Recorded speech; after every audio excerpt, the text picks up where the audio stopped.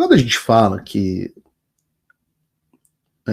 quem não age de acordo com o regime é duramente punido, eu não estou falando assim, estou falando por falar. Né? O Alexandre já entrou num estado que eu classifico como o estado do vilão da novela nos últimos capítulos. Ele começa a ser cercado e ele tá tão... Ele teve sucesso a novela inteira, ele fez mal para todos os personagens. E aí ele começa a ser atacado no final e ele começa a enlouquecer. Ele já tá meio que igual a Nazaré, meio que eu sou rica, rica! Né? Ele já tá nesse estado de surto psicótico. E é bom. Né? Eu sempre falo da frase que é do Napoleão Bonaparte, que nunca interrompa os seus inimigos quando eles estiverem cometendo erro. Né? E a gente está vendo os erros de alguém que, pelo narcisismo, e eu estou falando aqui do ponto de vista clínico, aliás, o outro que disse, que alertou sobre os perigos do Alexandre de Moraes nessa semana foi ninguém menos do que o meu grande ídolo, digamos assim. A gente que é cristão não pode ter ídolo, né? Mas vocês entendem o que eu quero dizer, que é o Jordan Peterson. E esses surtos psicóticos que já estão ficando comuns, estão fazendo ele aumentar a aposta contra o Elon Musk, como eu disse na terça-feira que ele faria. E daí ele mandou bloquear os carros e as aeronaves da Starlink no Brasil. Na decisão de bloqueio dos bens da Starlink no Brasil, o Alexandre já tinha autorizado a apreensão de automóveis e aeronaves de propriedade da empresa no Brasil.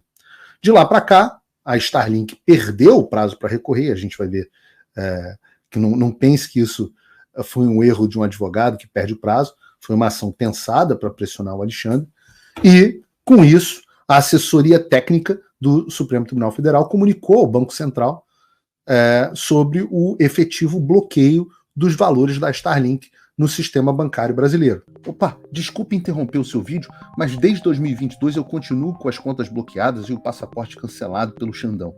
Se você aprecia o meu trabalho e tudo que eu faço pela liberdade de expressão, tem um lugar onde você pode se tornar meu apoiador com uma pequena quantia por mês. Acesse www.paulofigueiredoshow.com e torne-se meu apoiador, e aí você vai receber conteúdos exclusivos e desconto nos meus cursos. Ou então você pode se tornar meu patrono Gold e passar a me pautar, tem reuniões comigo, você entra para o meu grupo de WhatsApp, que eu uso sempre. O link para tudo isso está aí na descrição. Foi também enviada uma ordem para o bloqueio dos veículos por meio do Sistema Nacional de Indisponibilidade de Bens, tendo a Agência Nacional de Aviação Civil e a Capitania dos Portos sido informados sobre bloqueios de aeronaves e embarcações da Starlink. E o Alexandre ainda determinou que fossem bloqueados os imóveis da empresa, inclusive as estruturas que permitem que as antenas da Starlink funcionem no Brasil. Então já não é mais uma ameaça de bloqueio. Os bens da Starlink no Brasil já estão efetivamente bloqueados. O Alexandre já saqueou as aeronaves, os imóveis, os recursos financeiros e tudo mais que a empresa tinha no Brasil. E óbvio que isso não ficou sem resposta. O Elon Musk postou no X dizendo assim, não há absolutamente nenhuma base legal para isso. A Starlink é uma empresa diferente e com investidores diferentes. Né? E eu já falei para vocês, algum desses investidores aqui incluem a família Johnson, quinta família mais rica dos Estados Unidos, Peter Thiel, bilionário que investe em várias empresas, Founders Fund. Já expliquei aqui para vocês quem são os investidores da Starlink. O Musk só tem 42%, não da Starlink, mas da SpaceX, que é a dona da Starlink. Né? A Starlink é uma subsidiária.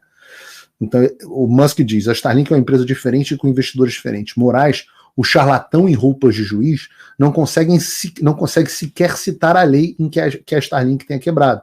E as decisões do Alexandre realmente são muito interessantes, vocês devem. Recomendo que vocês percam tempo lendo uma decisão do Alexandre, porque se você tem prática, e tem muito advogado aqui assistindo o programa, se você tem prática em ler notícia, decisão judicial, aliás, você vai ver que normalmente é dito assim, olha, essa foi a conduta, isso aqui diz a lei, e você quebrou a lei, e é isso que vai acontecer com você. Essa é a estrutura básica de uma decisão judicial. Você narra os fatos, diz quais leis, o que diz a lei, quais leis foram quebradas e qual a sua penalidade. As decisões do Alexandre não têm citação de lei. Às vezes tem uma coisinha ou outra, mas ele chega ao ponto de botar frases dele em negrito, frases dele proferidas por ele em negrito, como se fosse uma lei. Ele bota assim, tem uma que ele bota sempre, que é assim: liberdade de expressão não é liberdade de agressão.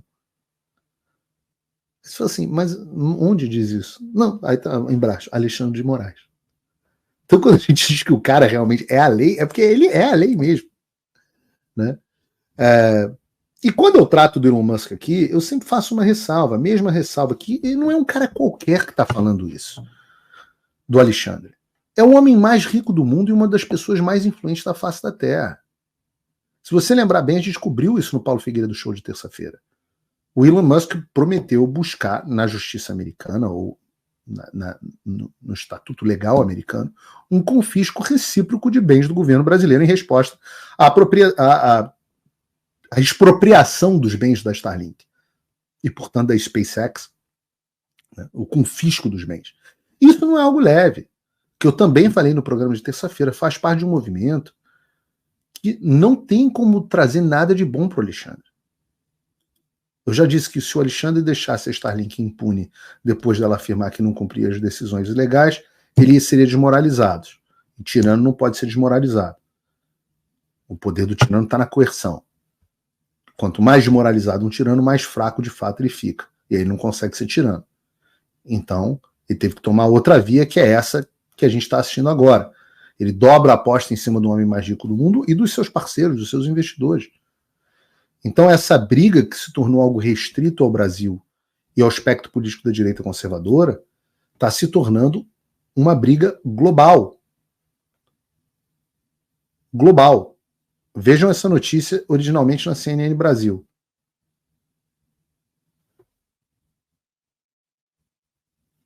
Em meio a embate entre... Está aqui Estadão Conteúdo, não sei se foi da CNN, mas está aqui. Em meio a embate entre Musk e Moraes, SpaceX aconselha funcionários a não viajarem ao Brasil. Não foi só isso. Ele evacuou a equipe da Starlink e da SpaceX, e também a própria SpaceX emitiu um alerta aconselhando seus funcionários a não viajarem para o Brasil. De novo, a gente não está falando aqui do supermercado Guarabara. A gente não está falando da Casa e Vídeo. A gente está falando de uma das empresas mais inovadoras, contratada pelo governo dos Estados Unidos, pela NASA, pelo Pentágono e pela CIA. Esse cara que a gente está falando é um cara com contratos bilionários com o governo dos Estados Unidos. Isso é muito sério. E é sério porque afasta os investimentos do Brasil. Também.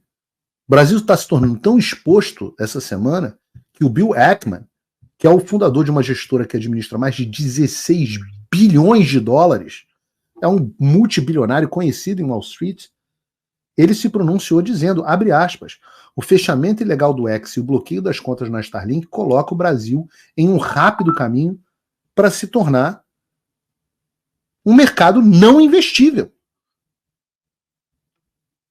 Um bilionário influente, Wall Street. E aí eu pergunto, né, esse está dizendo, mas será que os outros bilionários mais influentes,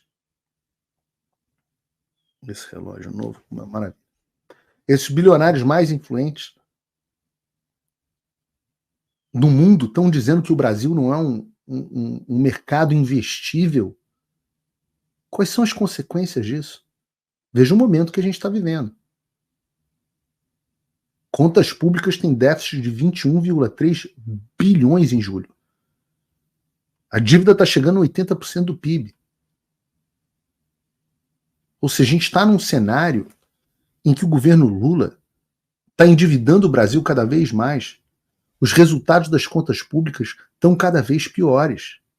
Pensem, 21 bilhões de déficit em julho. Isso é um mês. Anualiza essa dívida desse mês, para você ver o quanto que dá.